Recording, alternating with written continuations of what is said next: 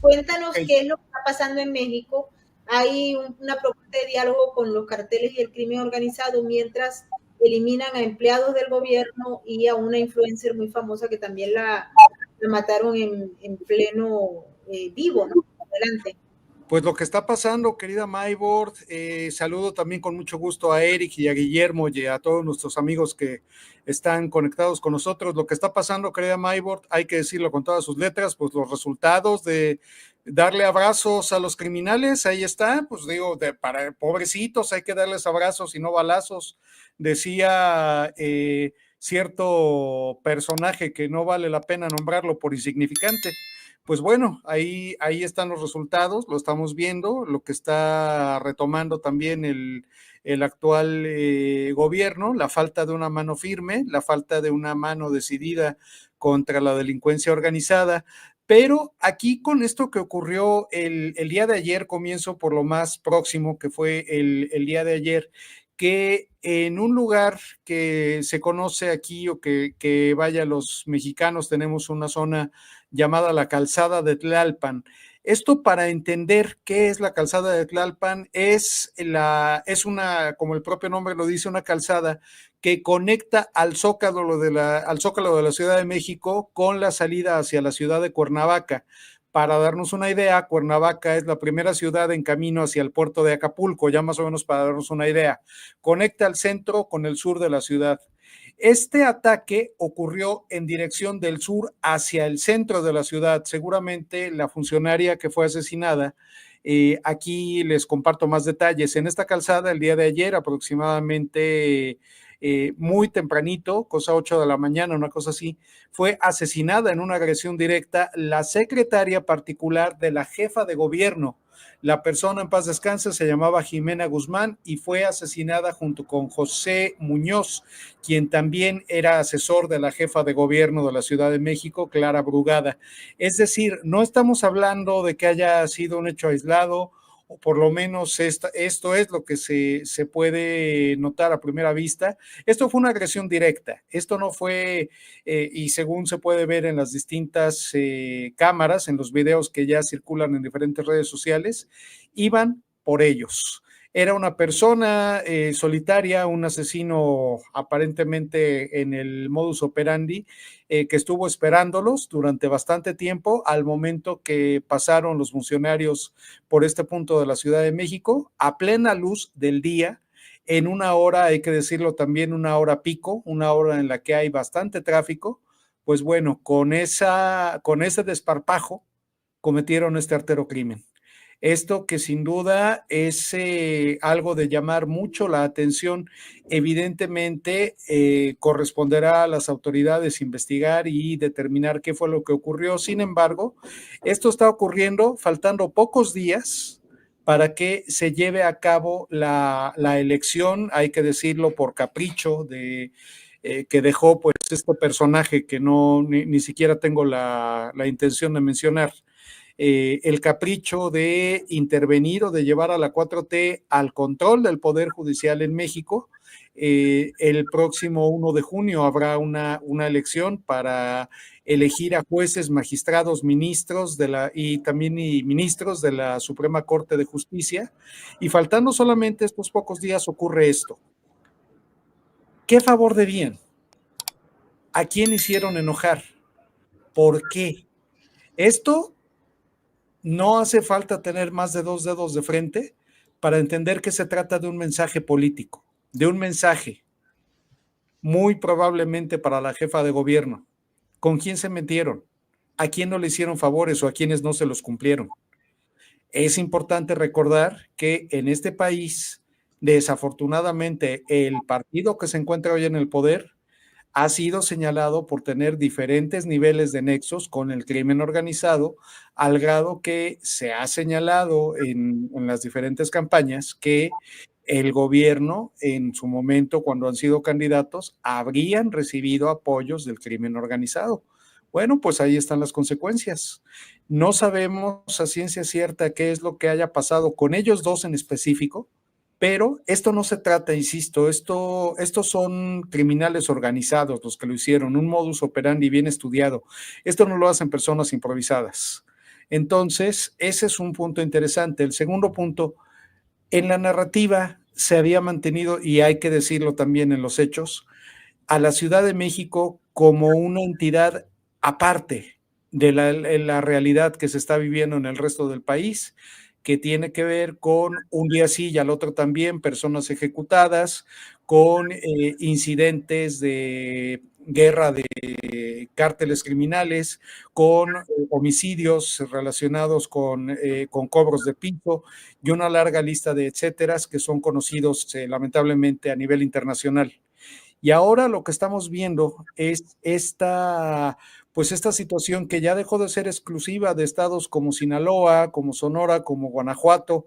Ahora esta realidad está llegando a la Ciudad de México o está haciéndose patente porque, haciéndose más visible porque, hay que decirlo, Ciudad de México no está exenta de los cárteles. Hay cárteles locales que se pelean también el control de la plaza, como dicen coloquialmente los, vaya, los narcotraficantes, los criminales organizados, así lo determinan. Pero ahora tenemos esta situación. Ahora la influencer que mataron también cuando estaba en vivo en México. Ese es un hecho, ese fue distinto. Ese fue un caso que desafortunadamente fue un hecho que se llevó a cabo en Guadalajara, Jalisco. Desgraciadamente algo que ocurrió en días pasados. Hablamos de la influencer Valeria Márquez, que fue asesinada en vivo, fue asesinada completamente en vivo cuando estaba transmitiendo su programa. Desafortunadamente, en ese caso, lo que se especula es que habría esto tenido que ver quizás con alguna relación, es lo que señalan las líneas de investigación, con algún exnovio, pero un exnovio que estaría también vinculado al crimen organizado, el cual ella, según lo que ha trascendido en las propias redes sociales, ya no habría querido verlo más y él la amenazó a través de mensajes de WhatsApp. Eso es en lo que va las líneas de investigación. Sin embargo, la realidad y los hechos tangibles es que esto a plena luz del día también en uno de los estados más importantes, el segundo estado más importante de la República Mexicana, en la segunda ciudad más importante del país. Esto ocurre a plena luz del día y no solamente a plena luz del día, sino frente a miles de personas que estaban viendo la transmisión. Esto de verdad, se copió también con una influencer en Colombia que también fue asesinada en una transmisión en vivo. Guillermo, sé que tenías que irte, pero te agradecemos mucho que hayas estado con nosotros compartiendo en este canal tu apreciación sobre los primeros puntos que tocamos. Mil gracias, Guillermo. Bueno, saludos a todos y muchas gracias. Un abrazo gigante. Y vamos a darle la bienvenida a Francisco de Ángelo de Benemex, que nos va a contar todo lo que hay sobre nada menos y nada más que las deportaciones. Ustedes nos van a hablar de los venezolanos que están deportando Estados Unidos, México, Venezuela. Hay también que se van a Honduras y se están deportando directamente de Texas. Pero allá en México también hay muchos y aparentemente pues hay algunos programas para buscarlos. Frank, bienvenido, ¿cómo estás? Aquí está todo el mundo mudo. Hola, Y los invitamos. hoy estamos todos mudos y un poco corriendo, ¿no? No vayas a correr todavía, échanos el cuento y después te vas. Bueno, aquí estamos, la verdad, estamos en una situación en el país, en México, complicada porque estamos a días también de la votación de la reforma judicial. Han pasado, bueno, Sinaloa siguen habiendo muertos todos los días. Ayer fue este horrible caso del asistente y el asesor de Clara Brugada, que fue asesinado en la Ciudad de México. Entonces, creo que lo que dice Carlos Ibarra tiene toda la razón. O sea, ya está llegando este tipo de crímenes que son comunes en en distintos estados y que siempre Ciudad de México ha tenido alta criminalidad también, pero no habían llegado acá, ya está llegando, ¿no? Entonces, esto por supuesto hace que para los migrantes sea más insegura la ciudad. Yo creo que hay un tema grave, ¿no? De falta de política todavía en México de qué hacer con la migración. La migración está vista como primero pensar en el migrante mexicano que se retorna. Estaba el Estado mexicano esperando que fueran miles y miles de migrantes mexicanos que iban a volver, porque tenemos que recordar que hay de esos 10 millones, 5 millones son mexicanos, esos 10 millones de ilegales, pero no ha pasado así, no, realmente no ha pasado así. Lo que más ha pasado es migración, es la devolución de migrantes de distintos países, entre ellos Venezuela, que pensamos que no ha sido un monto, son unos miles, pero no ha sido un monto tampoco tan alto como se pensaba.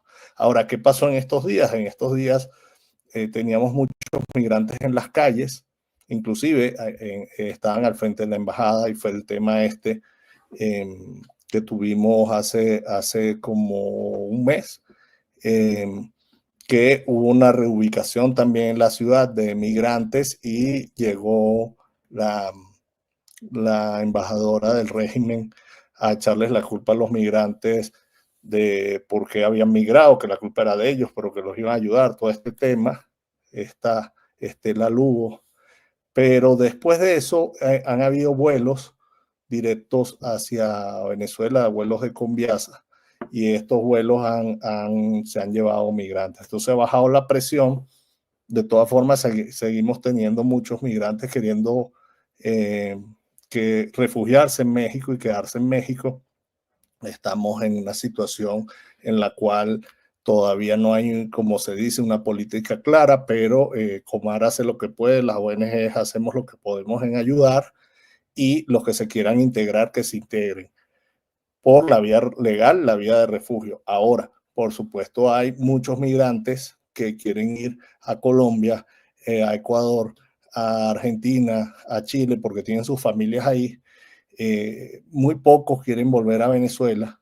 ¿Por qué? Porque, bueno, la dictadura está a todo lo que da con la represión. Es más, que tengo entendido que pararon los vuelos de Colombia a Venezuela en estos días, y a su vez está tratando de criminalizar a las organizaciones no gubernamentales, ¿no? Y sacaron esta ley Bolívar, que son tan cínicos que sacan las leyes a nombre de Simón Bolívar, no tiene nada que ver con esto, para perseguir más y asustar a los civiles venezolanos. Entonces nadie quiere volver para allá, pero tampoco hay formas de unificación familiar claras a veces en los distintos países, o los distintos países también donde tenemos muchos venezolanos: Ecuador, Perú, Colombia, Argentina, Chile, también tienen sus restricciones, ¿no?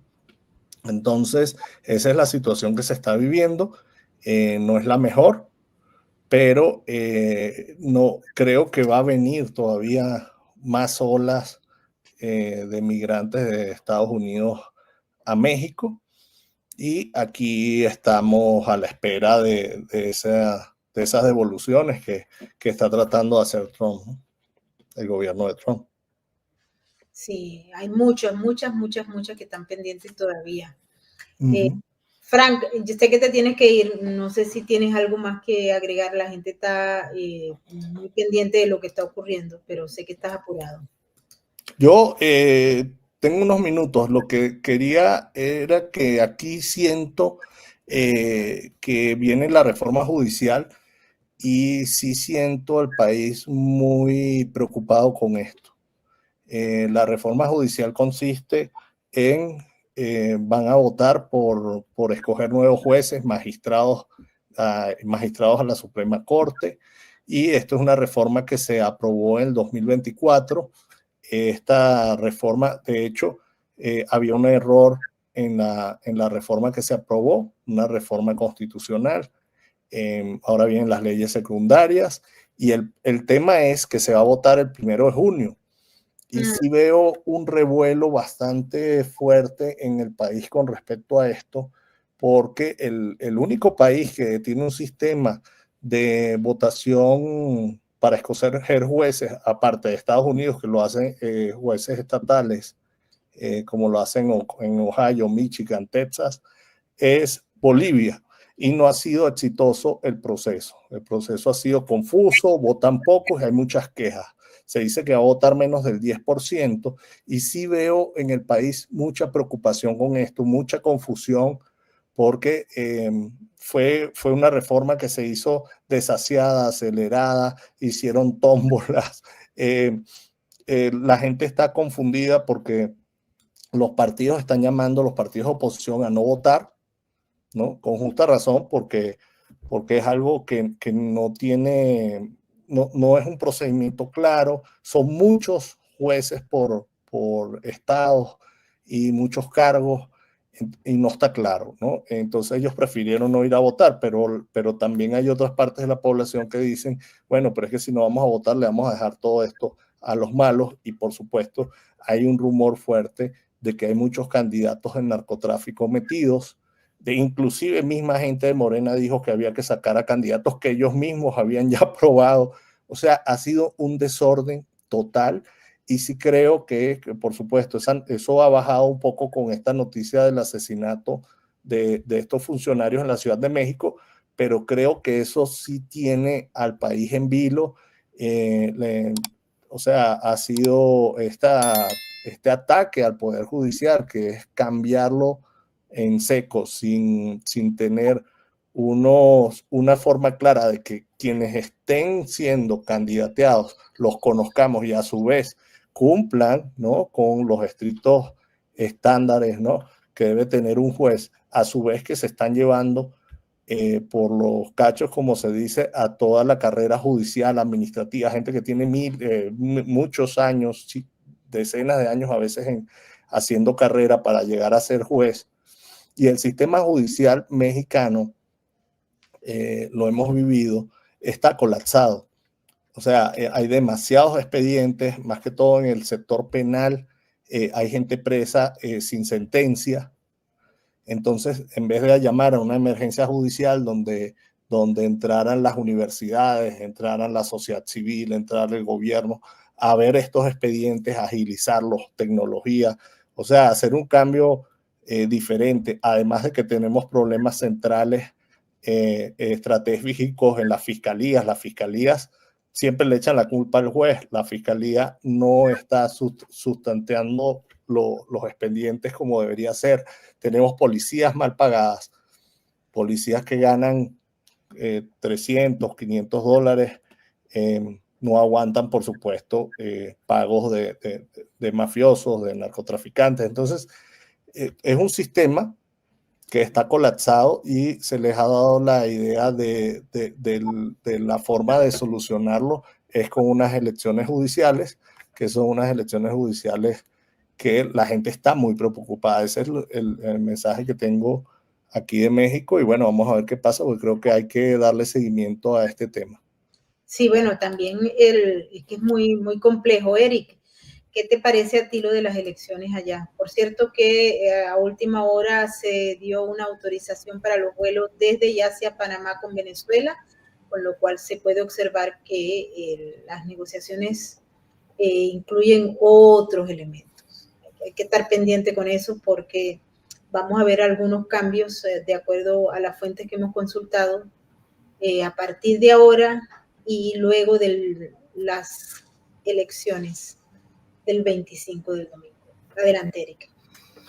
Sí, solamente para cerrar lo de los vuelos,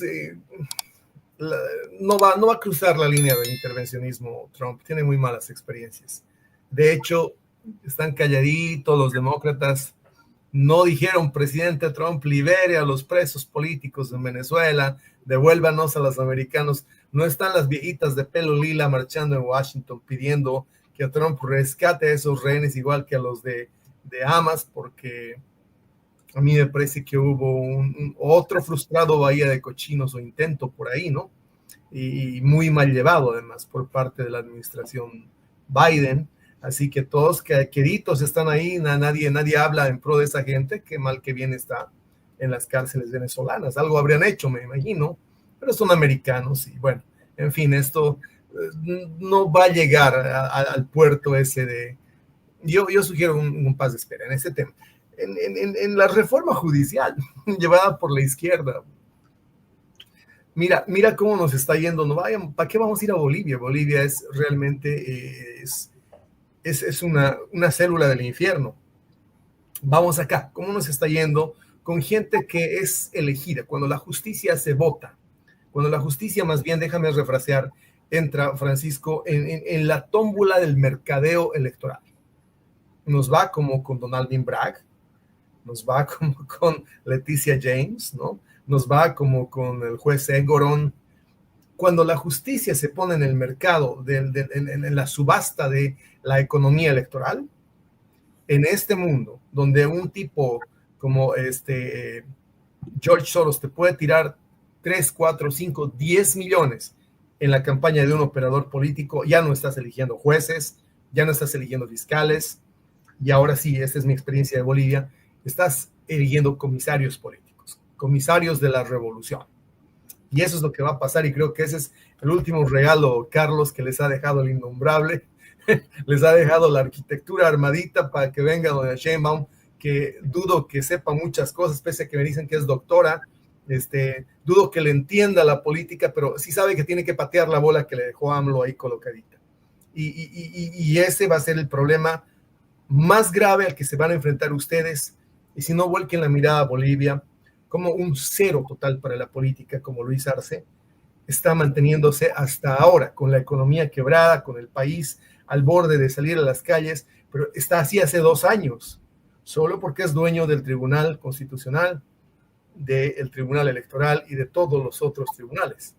Porque cuando tú tienes partido único, cuando controlas electoralmente y la gente entra en la lógica de creer que puedes elegir operadores de justicia, que en un sistema republicano perfecto son producto de la meritocracia y de la carrera, que es un sistema que tiene errores como cualquier otro, que tiene sus vicios, sí, que de por ahí produce, pero si no es la autorregulación, es entrar en el mercado del electoralismo, y créeme que eso no lleva a ningún buen puerto. Las 2 experiencias que han citado, las 2 me son familiares, los 2 son mis países, y no sé en cuál nos ha ido peor. Así que, por favor, si están a tiempo todavía, tírate en la calle, píntate el pecho, haz lo que sea, pero tienen que pararla. Tienen que parar. Hay un pendiente ahí, el TIMEX. El TIMEX en su anexo 23A es violado con esta norma, ya que estos tribunales no van a ser imparciales e independientes, más que todo en materia laboral y comercial. Entonces también hay que ver, porque Ken Salazar, que era el embajador que estaba antes, ya lo dijo, que Estados Unidos no estaba de acuerdo con esta elección. Entonces hay que ver, todavía falta, ¿no?, tela que cortar, pero también la preocupación es que sabemos que a los comunistas hacen jaque mate con destruir los tratados internacionales de comercio, hacen jaque mate destruyendo la economía, porque de eso se alimentan. Entonces, ellos poco les va a importar, pero algo tiene Trump, que cada vez que llama a los pinos, esta gente hace lo que él dice. Entonces, alguna prueba, algo tiene, porque a él le están haciendo caso. Y ponga tropas en la frontera, las pone. Mándenme los narcos, me los manda. ¿Me entiendes? Entonces, todavía falta ese coletazo. Pero sin embargo, el escenario efectivamente para nada es halagüeño, porque aquí desafortunadamente estos populistas un día sí y al otro también están viendo cómo aplicar by the book, una por una, las recetas que han hecho los populistas del mundo, y especialmente los casos de Venezuela y Bolivia, como aquí ya se comentaban, con este tema de la elección judicial, por ejemplo, para ver también cómo nos mira el mundo. Cuando esto se planteó y esto se llevó ya a diseño, todavía antes de que entrara la actual presidenta Sheinbaum, un líder de la oposición visitó una prestigiada universidad, no solamente de Estados Unidos, sino en el mundo, la Universidad de Harvard, y cuando empezó a plantear el modelo que, por ejemplo, para la elección de jueces se podía hacer incluso recomendaciones por parte de vecinos para que una persona fuera juez, lo que ocurrió con los estudiantes de derecho de aquella universidad fue que estallaron en risas. Tuvo esta persona, este líder opositor, que decirles, no, espérate, lo que les estoy diciendo es en serio.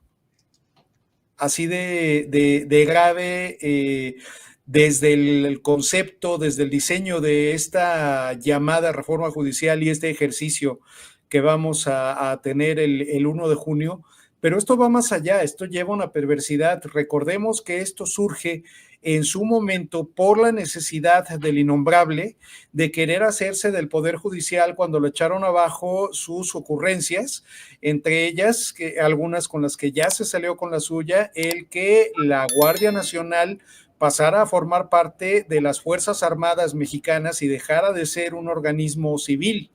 Entonces, el Poder Judicial había venido siendo efectivamente un poder de contrapeso, pero recordemos que a los populistas del mundo no les gustan los contrapesos, les gusta hacer lo que ellos dicen y cada que lo necesitan se amparan, es que el pueblo es el que manda. O sea, ellos se asumen como el pueblo, pero como representantes del pueblo, pero como el gobierno, igualito, están siguiendo las recetas. Esto ya lo vimos en Venezuela, esto ya se vio en otros lugares del mundo, en Cuba.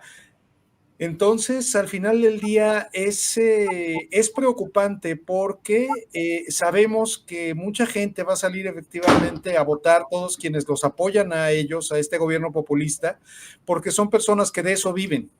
Personas que ya descubrieron que la fórmula le está dando resultado al poder en turno.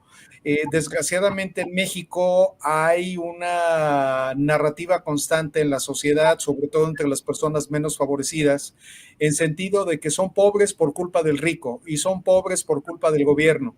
Llegan estos y le ponen nombre y apellido, no todos los gobiernos, los neoliberales, ellos tienen la culpa de que tú seas pobre y yo soy diferente y es más, yo te doy dinero a ti para que tengas, aunque sean 2 pesos nada más, pero gente que ahora ha hecho de eso un modus vivendi, esos son los que van a salir a votar, los que salieron a votar también porque se cancelara el aeropuerto de Texcoco, que iba a ser un aeropuerto de primer mundo para la Ciudad de México, y se hiciera ahora pues ese elefante blanco llamado Aeropuerto Internacional Felipe Ángeles, que nadie lo utiliza, que está a una distancia considerable, que por condiciones de tráfico y demás, si bien te va, puedes hacer 2 horas y media de camino, si no es que hasta 3 horas, para a lo mejor un vuelo de 1 hora. O sea, ese tipo de decisiones populistas son las que está tomando la 4T, pero no perder de vista que esta elección, hay que decirlo con todas las letras, no es como ellos dicen para que se quiten a los jueces corruptos. O sea, ellos tienen la potestad de decir quiénes son corruptos y quiénes no, casualmente. Y casualmente dentro de sus filas no hay ningún personaje. Así se les evidencie, así se haga patente, ellos siempre son los buenos y salen bien librados. Mira, una cosa más que tienen que tomar mucho recaudo, porque México y Bolivia comparten el común denominador es, con ustedes se llama Chiapas, con nosotros se llama Chapare. Hay una gran recurrencia a la identidad ancestralista, el indianismo, el indigenismo han estado hiperbolizados por los discursos marxistas con un propósito deliberado. Cuando la ingeniería judicial llegó de España y de Cuba a Bolivia, mandados por Venezuela, financiados con petrodólares, para hacerle el modelo de constitución a Evo Morales, la idea era pues que se reconociera y se incorporara en la constitución la justicia comunitaria, la justicia ancestral. Y lo hicieron. Y hoy día tenemos gravitando, levitando, compartiendo el mismo espacio y tiempo a 2 entidades que no pueden condecirse una con otra, que se llaman justicia comunitaria en Bolivia, que básica y esencialmente es la ley del Lynch. Ya le ha costado la vida a militares, a policías, a ciudadanos, a los mismos indígenas, y por el otro lado la justicia constitucional, el código de descendencia o de ascendencia napoleónica y de ascendencia justiniana. Es decir, dos concepciones sobre justicia, una clientelar, completamente además corporativa, y otra universalista, encerradas en el mismo espacio y tiempo, a punto de implosionar en algún momento. Mucho cuidado, porque ese fue el mecanismo con el que se negaron a permitir que el derecho constitucional se aplicara en republiquetas, en territorios específicos en Bolivia, donde hoy día gobierna, más allá de una orden de aprehensión Evo Morales, sin que nadie le pueda tocar un dedo, al abrigo de la supuesta justicia comunitaria. Mucho cuidado, porque bajo ese concepto, y está incipiente también en México el concepto de el indianismo, las tradiciones, la justicia tradicional histórica, se han construido en Bolivia aparatos paralelos, una suerte de estados paralelos, de republiquetas donde se atrincheran cuando no están en palacio las izquierdas. Justamente, y aquí de hecho, bueno, ya se está haciendo, que eso sí ha sido una constante, hay que decirlo eso, incluso desde los gobiernos priistas, el buscar que la identidad nacional tenga que ver precisamente con eso, con el indigenismo. Ahora esto lo ha reivindicado Claudia Sheinbaum con la figura, de hecho, la figura de la presidencia de México es una mujer indígena con la bandera de México, pero desafortunadamente en los hechos vemos que esto es solamente populismo y solamente imagen, porque realmente habría que darse una vuelta por las poblaciones indígenas de México, por ir a la sierra de Guerrero, por ir a lugares como Tlatonoc, a ver si efectivamente están recibiendo la justicia social que tanto se pregona.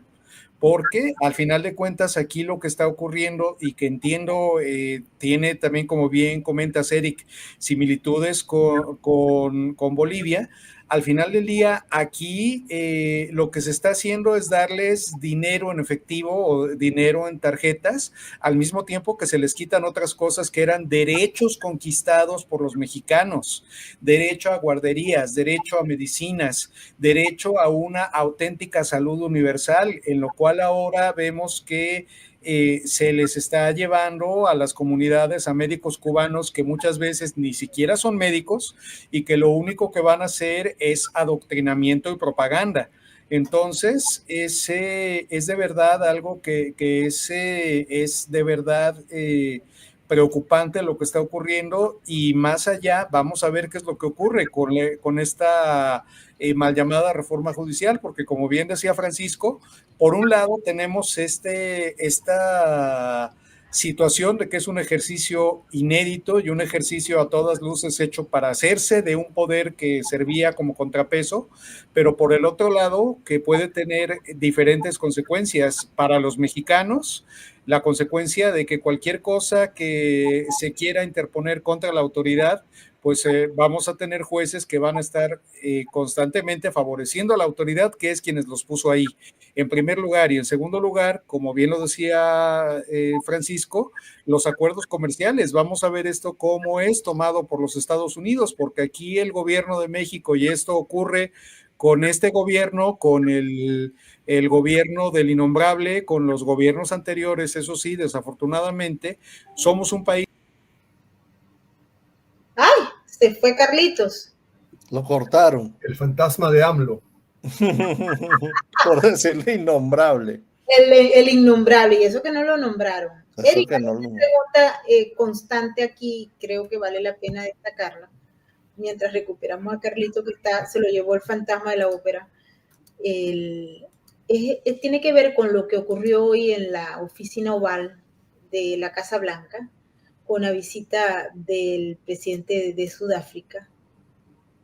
Dijo, Donald Trump confrontó al presidente de Sudáfrica con videos que alegan un genocidio contra ciudadanos blancos en su país. En un tenso encuentro en la oficina oval, el presidente de Estados Unidos presentó videos a su homólogo sudafricano, Cyril Ramaphosa, que alegan matanza de granjeros, y mírale la cara que tiene el tipo.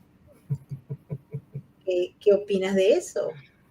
Mira, hay un nombre que quiero dejar sobre la mesa, se llama Bernie DeBusman, o DeBusman, no estoy seguro de la pronunciación, pero dicen que es Bernie DeBusman Jr., el hijo, no es el padre, ¿no? Es decir, de todas maneras, este es un periodista, un corresponsal de la BBC de Londres que hizo la crónica, hizo la cobertura más vergonzosa que he visto de un evento político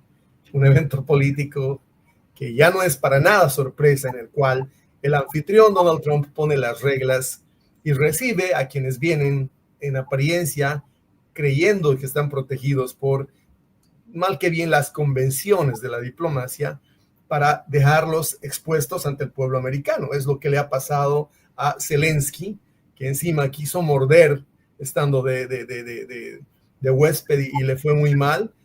Le pasó también al premier británico Stammer, exactamente lo mismo le hizo Donald Trump al premier canadiense. Hoy día le tocó al presidente de Sudáfrica. El presidente de Sudáfrica, creo que es Cyril Ramaphosa, ¿no? Vino a Washington por temas comerciales, porque nadie quiere a los Estados Unidos donde hay regímenes socialistas. Vienen porque necesitan algo y vinieron por temas comerciales, por temas de comercio exterior, y de repente el presidente Trump le tenía listo el video de Maluma, no del cantante, sino del verdadero, del líder tribal sudafricano que, bueno, es no sé si decir presidente, el líder del ejército económico revolucionario, el Frente Económico Revolucionario de Sudáfrica, una entidad marxista súper radical, que es la causante precisamente del éxodo de los Boers, de la descendencia Boer, de los mal llamados afrikaners. Donald Trump le puso el video y se lo corrió en pleno, ahí con llamados a la violencia que todos los hemos escuchado. No nos lo va a contar la BBC, pero la BBC decidió hacer una crónica de cómo el incorrecto políticamente presidente Donald Trump emboscó, acorraló a su par sudafricano al exponerle un video que él no estaba dispuesto a ver y que en el marco de las reglas del decoro y la democracia no se debería. El hecho no fue ahí que el presidente Trump sacó una pieza de información vital que además los medios en los Estados Unidos se han estado negando a ver, Maybord, que es por supuesto la explicación de por qué hay necesidad de un programa de refugiados y por qué los afrikaners están viniendo a los Estados Unidos como víctimas de persecución política y bajo amenaza de extinción como una minoría étnica. Y de repente para la BBC, para el corresponsal de la BBC en la Casa Blanca, esa no es la noticia. La noticia es que el presidente Trump no cumplió las reglas de decoro y emboscó con un video que no estaba acordado o consensuado a su contraparte del África o de Sudáfrica. Yo pienso que es lo más vergonzoso que le he visto hacer a la media delegacía, a la media agenciada al globalismo, a la media que estuvo bajo, por supuesto, el cheque de USAID hasta la anterior administración. Me parece vergonzoso que hayan evitado enfocar el tema de fondo, que es como un líder tribal, así como Evo Morales, así como alguno que podría surgir en México, si es que les permiten la constitución de una justicia paralela, puede amenazar a una minoría, amenazarlos de muerte, decir que hay que salir a cazarlos, en televisión abierta, en un evento masivo y además repetitivamente. No. A la BBC de Londres esa no le parece la noticia. No le parece la noticia que hay amenaza de extinción de un grupo humano por parte de otro en el África, bajo un discurso claramente marxista y asumido marxista y además en términos de buscar la revolución. Para el señor, voy a repetir el nombre, Bernie Devosman, el corresponsal de la BBC de Londres, la noticia es que el presidente fue un maleducado.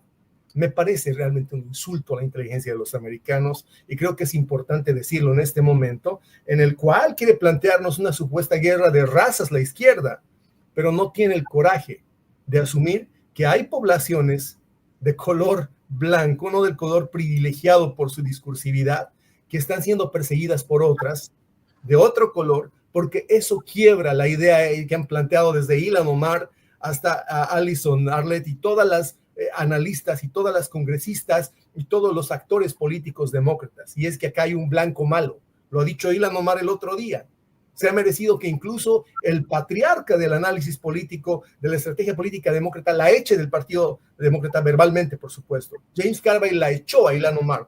Le dijo, vete a hacer tu partido, porque nadie es tan idiota, le dijo él, textual, como para querer ir a una elección diciendo que el enemigo es el blanco varón, cuando en este país los blancos varones son probablemente el 33% del electorado. Así estamos en un mundo, Maybord, donde la prensa, yo no sé si hay alguna otra forma en la que pudiera avergonzarse más la prensa liberal, pero creo que hoy día he visto una de las pocas que yo creí que todavía existían, una de las pocas maneras que todavía había en la cual podía ponerse en evidencia con un aparato de propaganda de la izquierda más denostable en el planeta. Muy denostable, y hay que ver qué es lo que pasa. Ya la gente en México está muy acostumbrada a este asunto, Carlitos. Estamos en la última parte de esta emisión del día de hoy, muy rica por lo demás, por los temas que hemos tratado. Hay unas elecciones en Venezuela y la gente dice, bueno, pues no podemos hablar ni siquiera de elecciones en un país como Venezuela, donde no puede haber elecciones porque es un modelo de carácter autoritario. Sin embargo, la propaganda del régimen está a millón. 412,000 funcionarios de las Fuerzas Armadas fueron desplegados a lo largo y ancho del país para la Operación República, Elecciones, Asamblea Nacional y Regional 2025. Y el CNE dice que 490,000 funcionarios están desplegados para garantizar el derecho al voto. Es decir, si hay 412,000 militares y hay 490,000 funcionarios del CNE, pues son muchos. Aquí hablan también dice el fiscal del régimen Tarek William Saab, más de 1,400 funcionarios del Ministerio Público estarán desplegados en la Operación República. Padrino López dice, alertamos sobre el uso de falsos positivos para arrebatarnos al Esequibo, donde vamos a escoger un gobernador. Esto tira y se extiende, vamos a ver qué es lo que pasa. Hay informaciones de informaciones, pero hoy aquí vamos a hacer una propuesta para que se quede grabado. Y después vemos. Si Maduro logró un acuerdo con Grenell, y Grenell, a su vez, es el que hace los deals aquí en Washington, donde está Eric, vamos a tener a Capriles Radonsky, a Requesén y a todos estos que no estaban en la lista y que ahora están para concursar en un puesto grande. ¿Qué significa un puesto grande? No sé, jefes de la Asamblea Nacional, algún gobernador de algo, de alguna cosa, van a darle puestos importantes para supuestamente aparentar que son demócratas o democráticos. Demócratas sí son, pero del lado de los de aquí, Eric. Y esa es una apuesta que hay.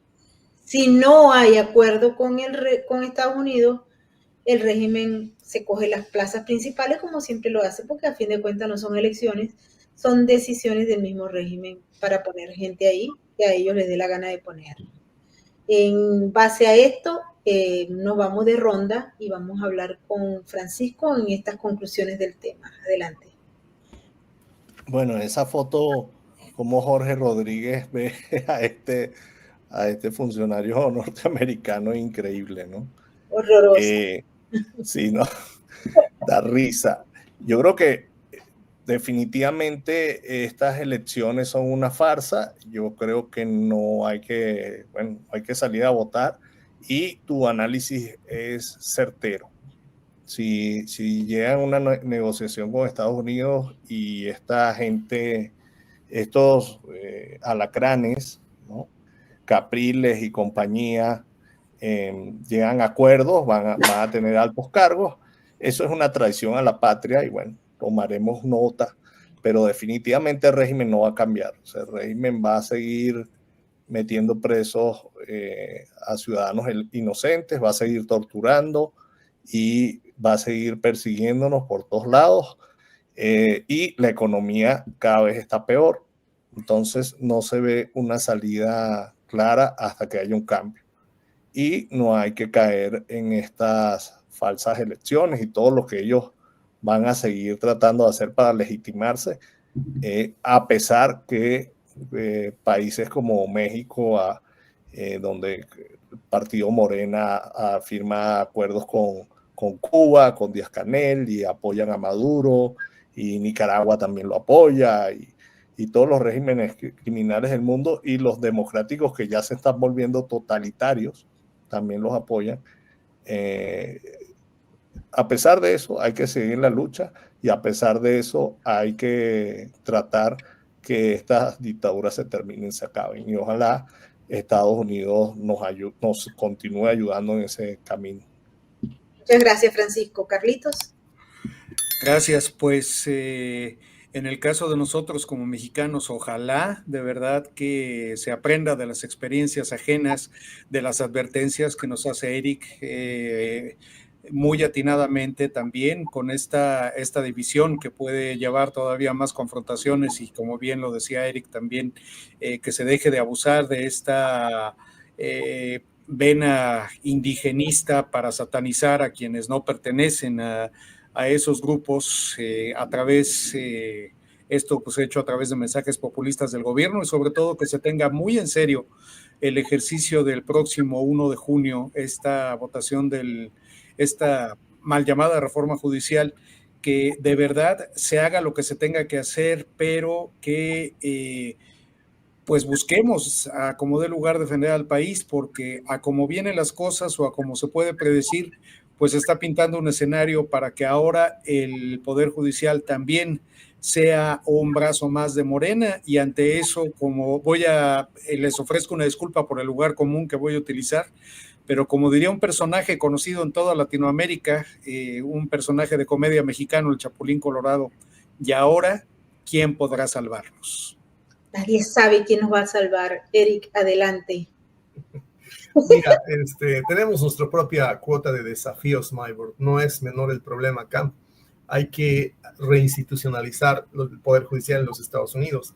Hay que lograr que dejen de ser elegidos quienes no son representantes de la gente, sino administradores de un sistema de justicia que está entre el Estado y la gente.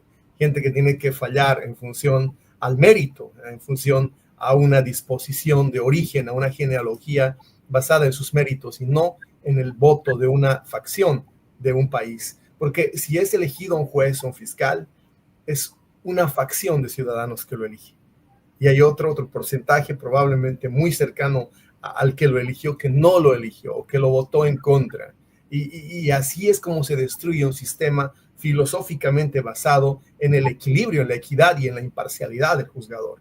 Yo pienso que en los Estados Unidos tenemos que deshacernos de los Alvin Braggs, de las Fannie Willis, también es parte de la tarea, no es solo tarea para los venezolanos y los mexicanos, pero creo que el horizonte es común, un sistema de justicia donde no tenga sus sucios dedos ni los capitales ligados al globalismo, a la izquierda globalista, ni tampoco los políticos. Y eso solamente, esa división de poderes puede mantenerse si evitan en México y si logramos revertir en los Estados Unidos que el Poder Judicial sea parte del mercado, sea parte de la feria electoral. Así es. Bueno, y nos despedimos. Hay una gente que me está diciendo que por qué no pusimos lo que dijo María Corina. Vamos a poner lo que dijo María Corina porque aquí estamos con todo.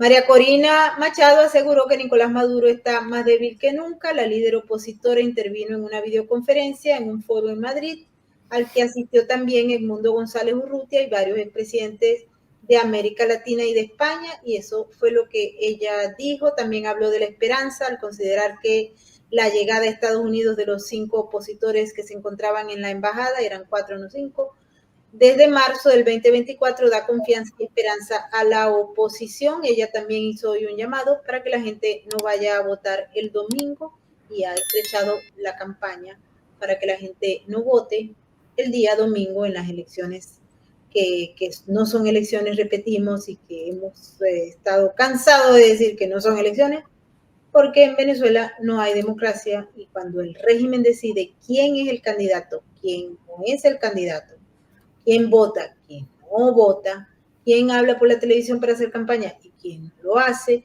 quién recibe fondos para hacer campaña y quién no los hace, y quién puede recibir fondos del narcotráfico y del crimen organizado para pagar su campaña y quién no lo recibe. Estamos hablando de un régimen criminal que tiene al Estado como un mero instrumento para su propio beneficio. No hay elecciones porque no hay democracia en Venezuela. Y lo que hay en estos momentos y lo que vamos a ver el domingo es un mero mecanismo para relegitimarse, cosa que no van a hacer porque nadie les cree. Nadie les cree. Ahí no hay confianza y todo el mundo los desprecia profundamente independientemente de la realidad que creen. Nos vamos. Feliz noche a todos. Un abrazo, Frank, y a Carlos. Bienvenidos desde Sin Filtros México. Les vamos a llevar más detalles sobre esas elecciones. Me hace recordar la elección de los jueces de paz en Venezuela. Eric, un abrazo gigante. Mil gracias. Gracias, bendiciones. Gracias y un abrazo a todos y a todas. Un abrazo a todos y a todas y muchas gracias a todos los que nos han acompañado en esta emisión del día de hoy. Si ustedes todavía no se han suscrito a nuestro canal, por favor, háganlo y activen la campanita de las notificaciones también. Déjenos si les gusta, dejen comentarios, colaboren con nosotros, dándole comentario, dando like y repartiendo este video por todas partes. Un abrazo, mil bendiciones y nos vamos ahora. Y como siempre lo hacemos pidiéndoles que se mantengan libres, que usen el sentido común y el pensamiento crítico y que juntos, recuerden, juntos salvamos vidas. Chao, chao, nos vemos en la próxima. Su mirada no conoce de estadísticas. Aún así, millones de ellos padecen una cruda realidad. Su lealtad es inquebrantable, aunque no haya nadie con quien compartirla. La diferencia la haces tú. Adopta, esteriliza, colabora. Red de Apoyo Canino.